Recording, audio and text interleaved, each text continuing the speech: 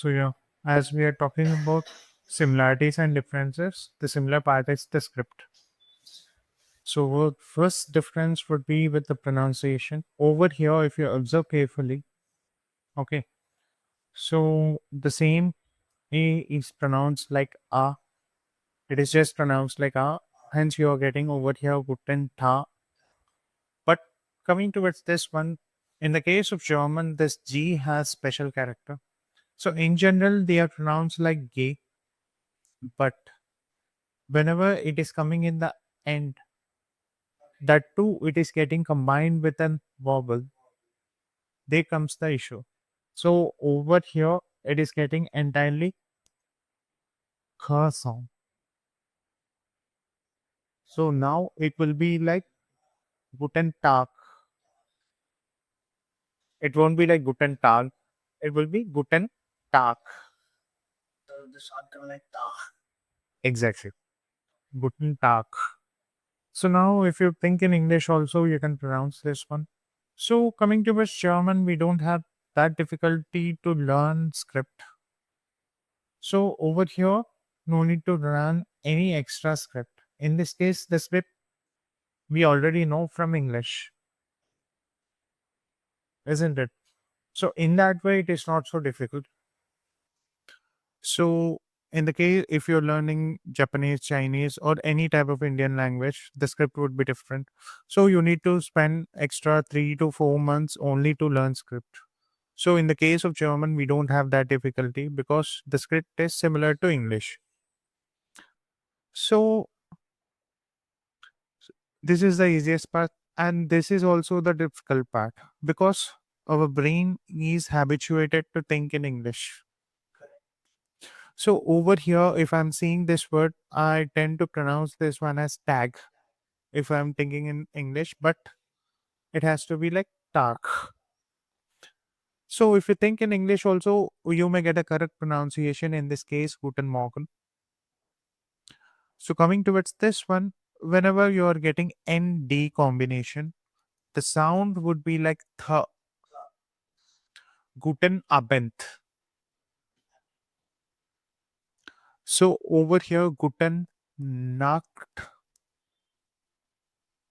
And if I go with something called as Swansish, Swansish, which is nothing but 20. So over here, if you observe Sa, in the case of German, Z is pronounced like this Z is pronounced like always like S. Yeah. So, and over here, as I told you, over here, this G is pronounced like Kh. Whenever it is coming with a combination of a vowel, it changes its sound. So over here, its sound would be something like Sh. So how we are pronouncing it? Swansish. Sh, Swansish. So coming towards, we can't predict those things by seeing that. So we can't guess these things in English. So the first and foremost difference would be with the pronunciation part. And here comes the second difference is with genders. In general, when do you use genders?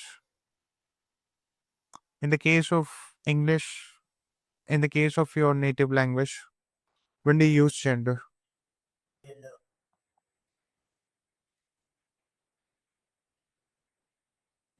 Normally, we do use genders for living beings, mostly for living beings. So, do we use genders for non living? Uh, so, if you take reverse in India, we do use genders, right? Yeah. In the case of Hindi, yeah, we do use. Specify the number. So can you tell me any masculine river? So the river in Assam. So it's called as Brahmaputra. So in general, why it is masculine? Because it is like this is a river which comes from the other country. It originated from China and it is coming towards India. So that's the reason it is getting masculine gender, something like that. The rivers originated within India are having feminine genders. So in general, in this type of scenarios, we generally use genders for non-living things. So coming towards German, if I take an example, so each and every non-living thing will have gender. It doesn't matter, whatever it can be. Can you tell me the difference between definite article and indefinite article in the case of English? So the definite article is the or the indefinite article is a or an. Yes. So coming towards when do you pronounce it as the and when do you pronounce it as the? You write it same, but you pronounce it differently. So if you observe Avengers, will it be the Avengers or the Avengers? Okay. The opportunity or the opportunity? Okay. The elephant or the elephant? Okay. So you over here, what is a common factor in all of these three words? So what is a common factor now?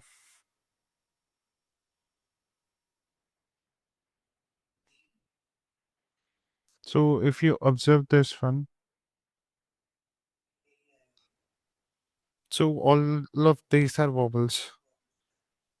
So if this the is coming before this vowel nouns, it should be pronounced like the. So for all of them, it is only the.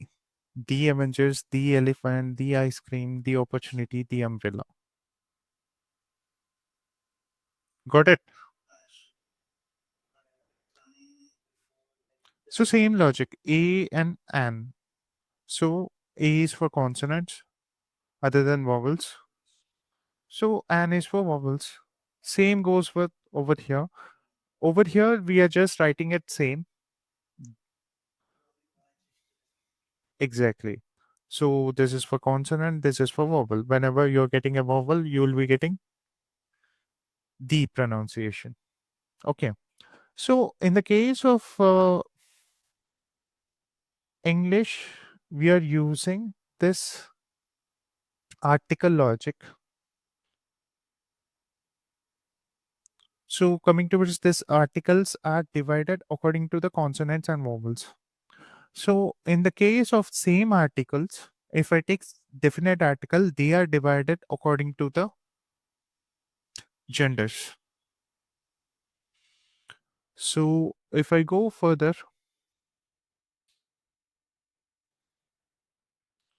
so I want to know what do you call chair in German? It is showing me stool.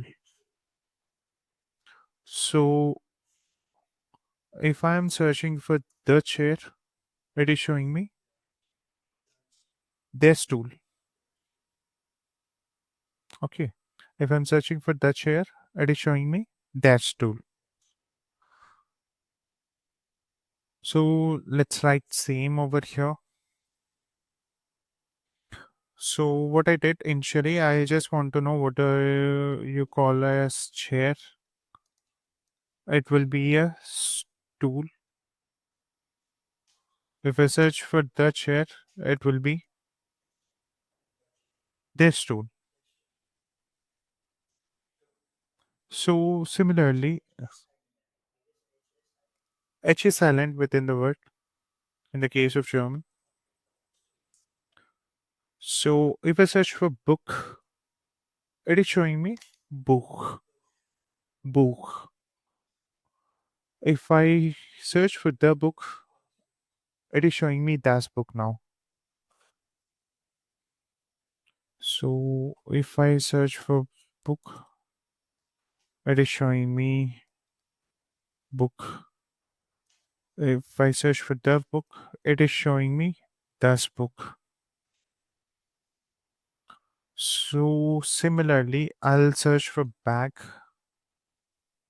It is showing me Tasha. Tasha.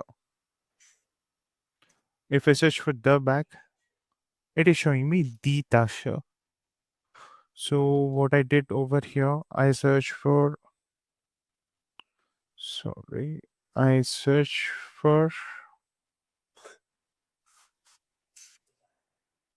yeah, I'm searching for bag. Mm, It showed me Tasha. So I let me hide this. So if I search for the bag, it showed me the Tasha. So if you observe carefully, the same the is divided according to their, das, and the. So coming towards this one, chair is having masculine gender, and book is having neutral in German, which is neutral. So the Tasha is having feminine gender. So over here, I don't know why this chair got masculine gender. I don't know why this book got neutral gender. I don't know why this bag got feminine gender. We can't apply any logic. So there is no logic behind that. We don't know why this tool is having masculine gender. I don't know why this book is having. I don't know why this exactly. So over here, so what I can do is like genders are also equally important over here. So I can't. So if you're learning any foreign language, you need to develop the vocabulary. So over here, you need to know the wordings and the vocabulary part. So you need to know what do you call chair in German. But in the case of German, instead of learning only chair, learn the chair. Because this the is divided according to the gender. So let us assume if I give you an example, if I say this is a chair and it is big. So in the case of English, in the pronoun form, so for non-living thing, we'll directly go with it. So in the case of German, so for chair, we would be expressing it as he is big, but not as it is big. So if it is chair, the German version would be like he is big, something like this. If it is for book, it will be it only. It is big. If it is for bag, this is a bag. She is big. So if you don't know the gender, you can't frame the sentence as well. So genders play a key role in the case of German. So if you observe this thing, the greetings, you could see over here Guten Tag, Guten Morgen, Guten Abend, and Guten Nacht. So what is the difference in this case? So if I write the genders over here, they Tag, day is having masculine gender, then Morgen, morning is having masculine gender, der Abend, so even evening is having masculine gender. But coming towards over here, you just add instead of en only a. So night is having feminine gender, so you are getting only die Nacht. So if you observe, we add certain type of endings in the case of German depending on the gender of the noun as well. So let's go with the third difference. Third difference is capitalization. So in general, when do you use capital letters? In the case of English,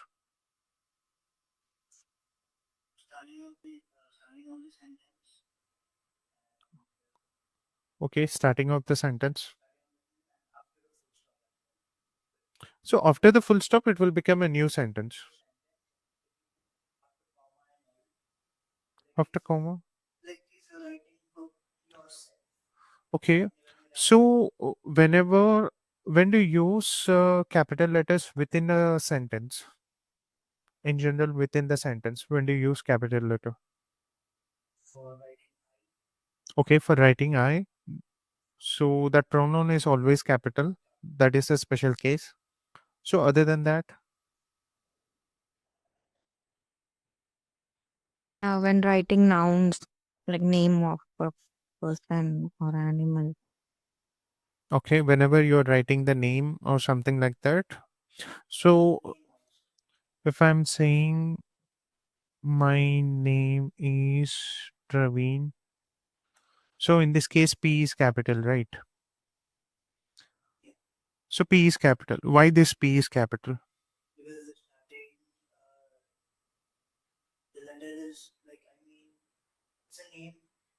Okay, it's a person's name. Particularly if I am Praveen, I'll be Praveen everywhere. So this type of nouns are called as proper nouns. So whenever you are getting proper nouns, it should begin with the capital letter in the case of English. So coming towards German, if I am translating this sentence, so if I would say das ist ein Stuhl und er ist groß. So in this case, if you observe carefully, I am also beginning it with capital letter. So in the case of German also the logic is same. But if you observe over here, the chair is having small letter. It is not capital letter. It's just a common noun. It's not a proper noun. Hence, I am writing it small. And coming towards German, even the common noun has to be written capital. It should begin with the capital letter. It doesn't matter. It can be a common noun. It can be a proper noun. In the case of German, it has to begin with a capital letter. To like a few special cases, only those cases will. In the case of English, whenever you are getting I, it has to be capital. The same logic. So over here, so coming towards German language, this is how most probably the German language would be. Okay. So these are the three main differences. Most of the differences would fall under them. Okay.